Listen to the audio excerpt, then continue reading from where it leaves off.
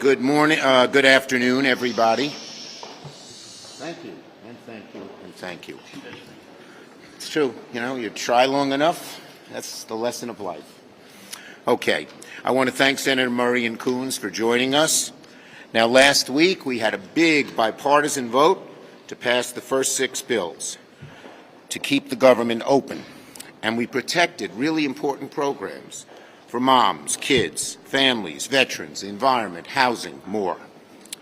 But we're only halfway there, and although passing the second group of bills isn't going to be easy, we have a lot of bipartisan momentum from last week, and we're continuing to keep that momentum going as we negotiate.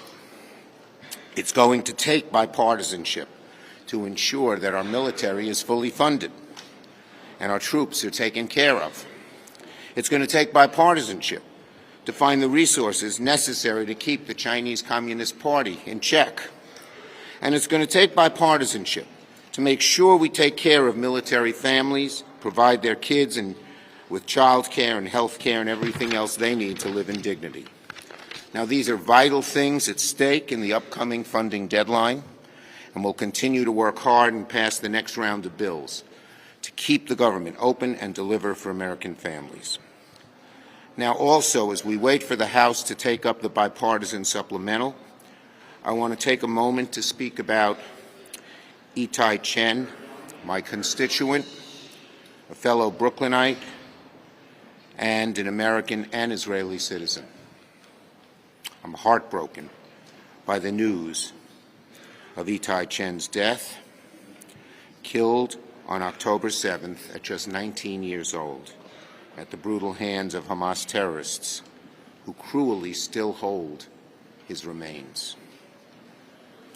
I first met Itai's family, Ruby, Hagit, their sons, in Israel just a few days after October 7th. I've spoken with them many times since. I've gotten to know them. In a little way, I got to know what Itai was like, through hearing it through his father, his mother, and his brothers.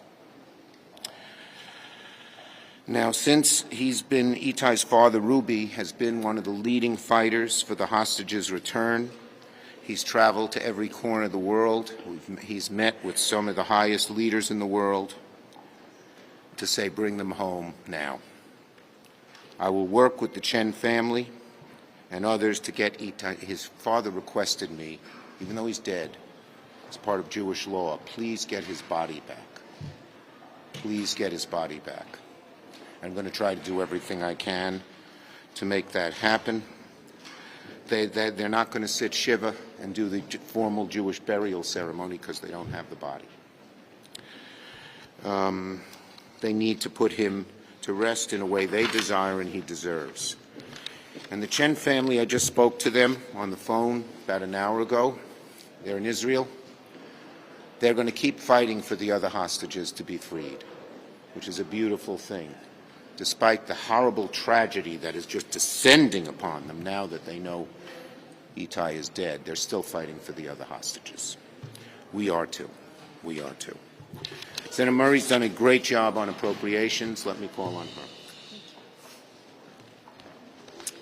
Thank you, Leader Schumer. As you know, last Friday we passed 6 of the 12 full-year funding bills for fiscal year 2024. I've said it all along, but we actually can fund the government in a reasonable, bipartisan way if we just stick to a few basic principles that Democrats have no problem understanding. Government shutdowns are bad, and doing the job the American people sent us here to do is good. And look, these bills were a compromise. We had to work with very tough numbers and even tough cuts. But because we reached a reasonable compromise, we're able to do things like hire more air traffic controllers, fully fund WIC to help feed 7 million moms and babies, keep food safety inspectors on the job, and fund many other basic functions of government that the American people rely on in their daily lives. And we were only able to do that by agreeing to bipartisan spending levels, rejecting devastating cuts that were pushed by the House Republicans, and by keeping out literally dozens and dozens of far-right poison pills. I have full confidence we get there on our final 6 bills, so long as far-right poison pill policy riders are off the table, and House Republicans agree to reasonable bipartisan funding levels.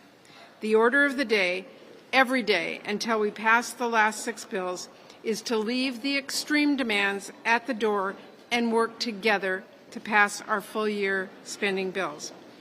And let's not forget that the Senate-passed National Security Supplemental will pass the House if Speaker Johnson simply allows an up or down vote.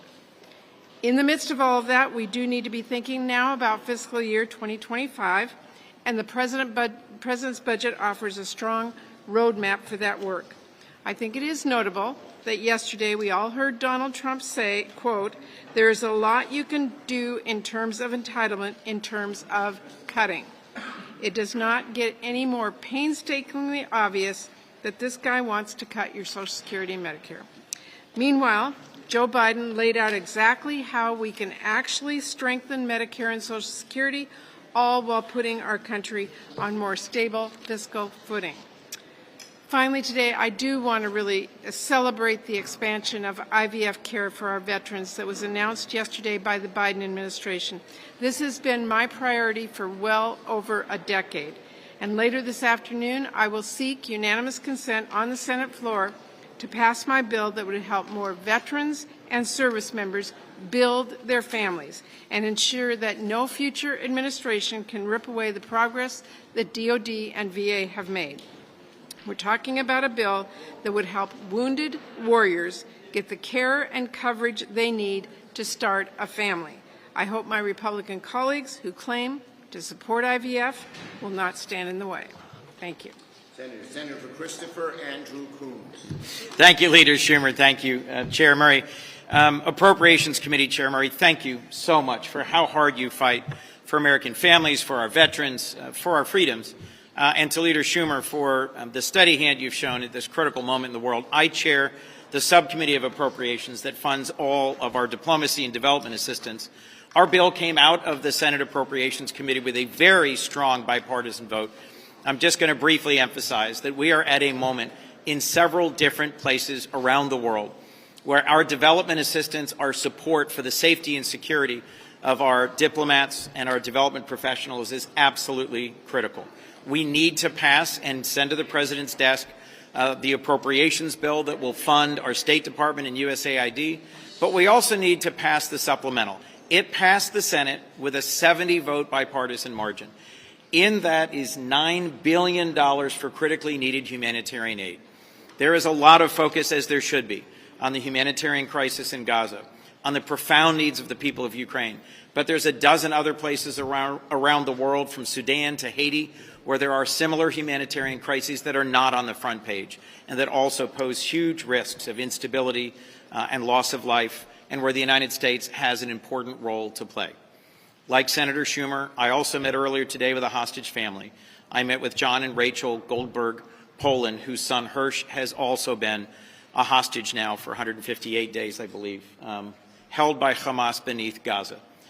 There are reports that there is a possibility of a hostage deal if Hamas is subject to more clear pressure by some of our partners and allies in the region, by Qatar in particular. We have sent strong and forceful signals, leaders here in the Senate, to the Israeli government and to Hamas through the Qatari government. This is the moment for them to deliver a badly needed release of the remaining American hostages, the remains of those hostages who've been killed, to allow the Red Cross in to assess the remaining hostages, and for there to be a humanitarian pause to the fighting in Gaza. The month of Ramadan should be a month where the fighting ceases, where Hamas releases hostages, and where humanitarian relief can get in. But Qatar needs to apply appropriate pressure to Hamas now in order to get them to the table and to get this deal done. Last, there was a lot of talk in the House about the urgency of passing, I think it was a TikTok ban, in order to secure the United States against the PRC. I think the most pressing challenge we face in terms of the world viewing the United States as a reliable security partner is whether or not we keep our commitment to Ukraine, whether or not we keep our commitment to Israel, whether or not we keep our commitment to Taiwan, whether or not we keep our commitments to dozens of security, development, and diplomatic partners around the world, and deliver badly needed humanitarian aid. The House has the chance to step up on all of these issues in the days ahead, and it's my hope and prayer that they will, and that we will move forward on the path that was just laid out by Leader Schumer and Chair Murray. Thank you. Questions, folks? Yes, ma'am. You would be working with the next few years. Do you have a preference between food and Cornet? Have you worked with either of them more? As long as they stay minority leader, it's fine with me. Yes.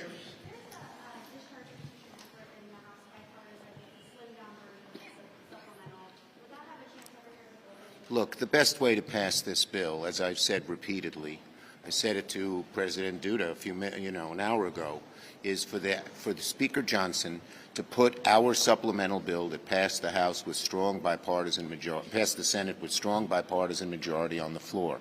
I'm confident it will get over 300 votes, and that is Ukraine needs the aid quickly.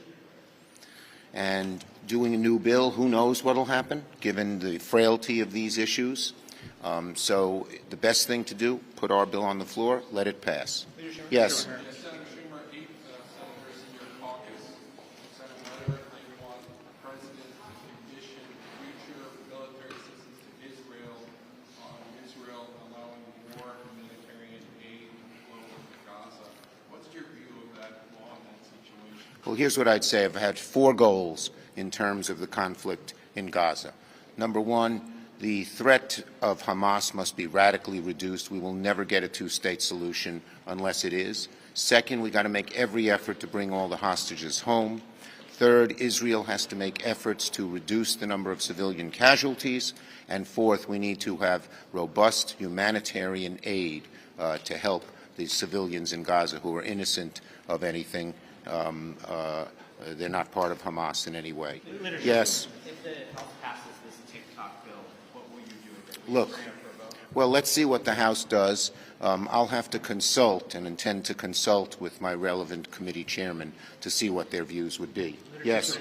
Can you talk about the problems facing the Homeland Security funding in the second tranche of bills? What are some of the issues, and could this risk a government shutdown later this month? Well, look, it's a difficult issue, as Patty will tell you. She's been involved in the negotiations, as has Tammy Baldwin, who's head of the Homeland Security, Chris Murphy. As Chris Murphy, who's head of the Homeland Security Committee. But we have to get it done.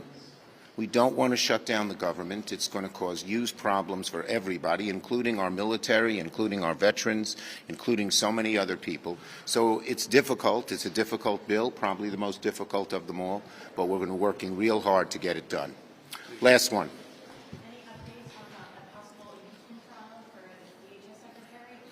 As I said, I think there's no evidence that he's committed any impeachable activities or actions, and I think it's absurd. Thank you, everybody.